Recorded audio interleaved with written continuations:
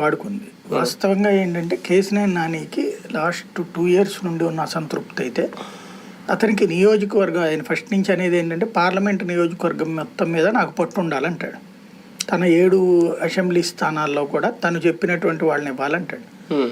అయితే చంద్రబాబు గతంలో కూర్చోబెట్టి చెప్పింది ఏంటంటే అట్లా కుదరదు, ఒక పార్టీ అన్న తర్వాత అసెంబ్లీ నియోజకవర్గాల పరిధిలో పార్టీ డిసైడ్ చేస్తుంది, వాళ్ళతో కోఆర్డినేట్ చేసుకుంటూ వెళ్ళాలి కానీ ఎంపీల చేతికి నియోజకవర్గాలు అప్పచెప్పలేమంటాడు. చంద్రబాబు పద్ధతి, చంద్రబాబు ఆలోచన కరెక్టే, ఇతని ఆలోచన కరెక్టే. ఇతను ఎందుకంటాడు, అందులో కొంతమంది సరైనటువంటి పబ్లిక్ ఇది లేదు, పాజిటివ్నెస్ లేదు, కాబట్టి వాళ్ళని మార్చాలి అంటే వాళ్ళది ఎందుకు లేదు ఏంటనేది నాకు చెప్పు, నేను చూస్తాను తప్పించి నువ్వుగా అది మార్చమని చెప్పేసి బయట మాట్లాడద్దని ఇంతకుముందు చెప్పుకొచ్చాడు. ఈయన జరిగింది ఆయన చెప్పాడు. ఇప్పుడు ఫర్ ఎగ్జాంపుల్ కాల్ మనీ కేసులు అంటూ బొండవమాధవ్ లేకపోతే బొద్దా వెంకన్న వీళ్ళ గురించినో లేకపోతే ఇతర నియోజకవర్గాల్లో ఉన్నటువంటి వాళ్ళ లోపాల గురించి చెప్పుకొచ్చాడు.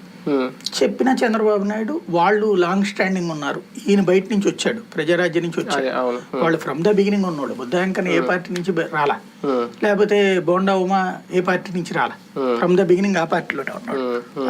అట్లాగే నాగుల మీరా పార్టీలు కూడా మారలేదు. ఇట్లాంటి వాళ్ళని వదిలేసేటటువంటి ఉద్దేశం చంద్రబాబుకి లేదు, అది నెగిటివ్ అవుతుంది అన్నటువంటి ఫీలింగ్ కూడా ఉంది. జలీల్ ఖాన్ మారాడు మళ్ళీ.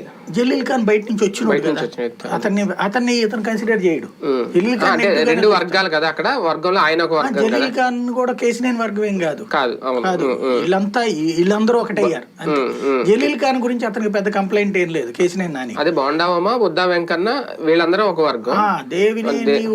దేవినేని ఉమా నచ్చడు ఈయనకి, బోండా ఉమా నచ్చడు, కేసినే అదే బుద్ధా వెంకన్న నచ్చడు. ఈ మూడే ఇప్పుడు వాస్తవంగా తెలుగుదేశం పార్టీలో ఈ విజయవాడ చుట్టుపక్కల ఈ ముగ్గురే familiar faces from the beginning. Nagula Meera కానీ వీళ్ళు ఫెమిలియర్ ఫేసెస్. జలీల్ ఖాన్ అంటే కాంగ్రెస్ నుంచి వచ్చినాడు, అతని కన్సిడరేషన్ కాదు. వీళ్ళు ఇట్లాంటి ఫెమిలియర్ ఫేసెస్ ని ఏ కారణం మీద బయటికి పంపిస్తాడు ఆయన? కేసినేని నానికి నచ్చలేదని బయటికి పంపిస్తాడా?